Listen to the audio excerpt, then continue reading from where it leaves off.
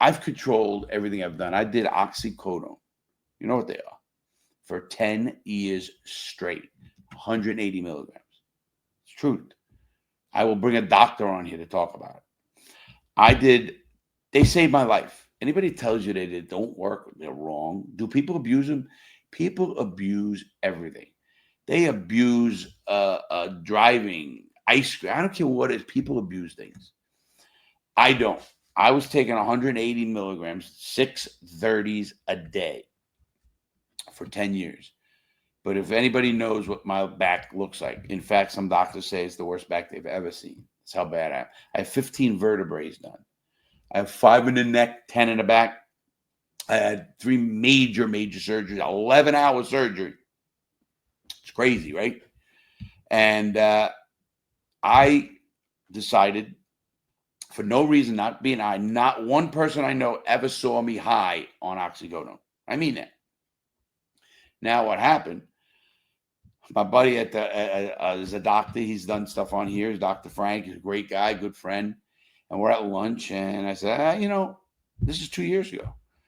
It was my birthday 2.5 years ago, October 3rd is my birthday. I said, I think, because I have a medical marijuana card, and marijuana is a great, great drug. Might not be for you, but it helps me. And what happened was, I said to my buddy Frank, I said, Frank, I'm going to just get off these. Because Larry, I've never seen you high. He goes, but you can't get off them like that. And what are you talking about? He goes, you're addicted. I says, what do you mean? He goes, you are physically addicted. I said, I get it. He goes, Larry, I saw you take a 30 milligram Oxy at 8 in the morning before golf, believe it or not. The 9th hole, 2.5 hours later. It was a long day. I think something was going on, 3 hours. I took another 30. He looks at me. He goes, shakes his head. He says, if I did that, I would be in the bushes somewhere. I would be out. I could not do it. And this is truly honest. I don't know, good, bad or not. My system didn't affect me. What I meant that it didn't in that way. It helped me get through the pain that I was going through. Because what it does, oxycodone does not cure pain.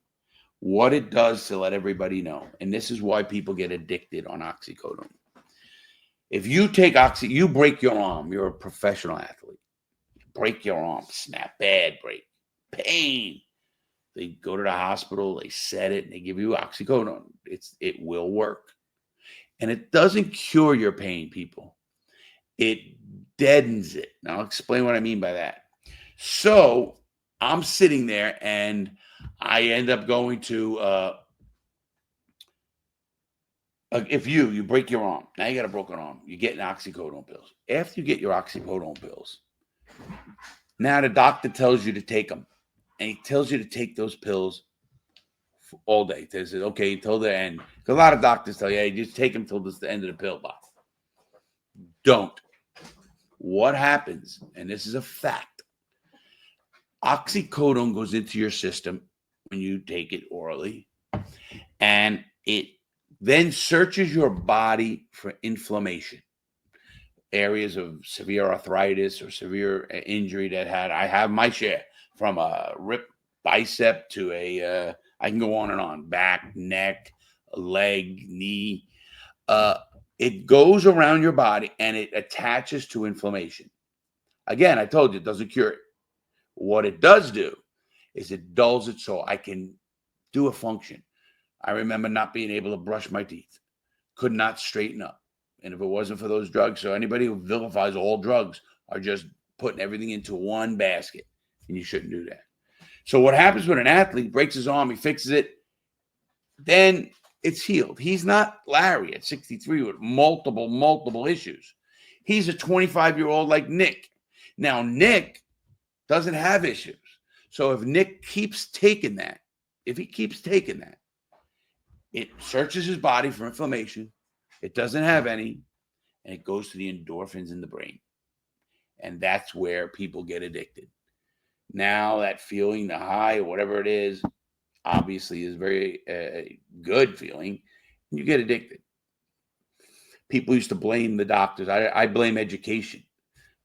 people should be educating, like I just educated you, on what oxycodone actually do. And I hope you remember that. And I got off oxycodone all 180 milligrams a day, and here's how I did it. I weaned. I was taking 180 milligrams a day, which is 6 pills. I spaced it out and made it to 5 pills, which is 100, 150. Then 4 pills, which is 120. Then 3 pills, which is 190. Then at 190, I cut those pills in half and backed those up to six times a day, which I was used to for 10 years. Started that way. Worked. When I felt a little bit of a twinge, I have a medical marijuana license. What did I do? I ended up taking that. And here is my, in fact, I was one of the first people in the state of Florida to get his license. And I got it. I'm going to tell you how long ago. I know I go off on a tangent. It's funny because I got my license. I had to actually write a physical check to them. And they had to wait till it cleared. So that was when they first started. But getting back into that, everybody, what I do is I was weaning myself off. So what I did then after that was I weaned to 5, and then after that, I went back down to 3 15s a day, 45 milligrams a day. From there, I split the 15s. Didn't split them good again. I split the 15 from the 3. I took one away, and I made one like 10 in the morning and one at like 7 at night. Not quite 12 hours, because if I can get to sleep, I'm good. And when I wasn't doing the pill, I was smoking weed or doing edibles. I am a lover of edibles. I don't know if you know what edibles are, guys. And anyway, this whole thing is just edibles for me. Edibles. That's what these are. So anyway, I did my diligence. I love it. And again, listen, I'll tell you a funny story too. I weaned myself off until I was then did one pill, and then I just stopped, and I did not have one, withdrawal, one tremor, anything of that nature at all. It was a really, really a good way to transition, I guess. And you know what? It's been 2 years since I took an oxycodone. Do I smoke more weed? I do. But do I believe weed is doing less damage to my body? I do. I think taking all those pills is starting to heart. Although my numbers are great, guys. I'm healthy that way. Thank God. That my numbers, I was worried about, you're doing all that kind of stuff. It's going to affect your liver. It's going to affect your, kidneys and stuff. Pot's not going to do that. And pot is interaction too. So you can do that. So medically, that's how I did it. And I think that's amazing to do something like that. And my buddy Frank, the doctor, says, Larry, there's no way you can do it. He, to this day, he was shocked. But guys, like he said, he goes, Larry, you also are one of the most strong. I'm not this way. Internally strong. You have a very your fortitude. You are. Listen, I'm the kind of guy that doesn't like things to beat me. It's the way I am, and I just pass that information on. Yes, I open my life to you guys. Talk about some medical issues. I had my share, from open heart surgery to multiple back surgeries to so many medical things, from car accidents to concussions. They had 7 concussions. No, I'm not crazy. But it is what it is, and I am happy I'm here. I'm happy I can still communicate, and at least I'm healthy enough. I can walk. Matter of fact, I'm going to try to golf. I'm 241 pounds last Friday. So, I need to get down about 220. I think that'd be a great weight for me. I'm only 5'9". So at 5'9", 240 is a little too big. I do get up to 260. That's just me. I got a big frame. Look at that. Not bad for an old man, I guess. But I'm not like Cabby Bob yet. Cabby Bob's in great shape. You are, Bobby. I know he watches and listens, so he's a great guy. I told you that. But anyway, everybody, I do want to end with that note.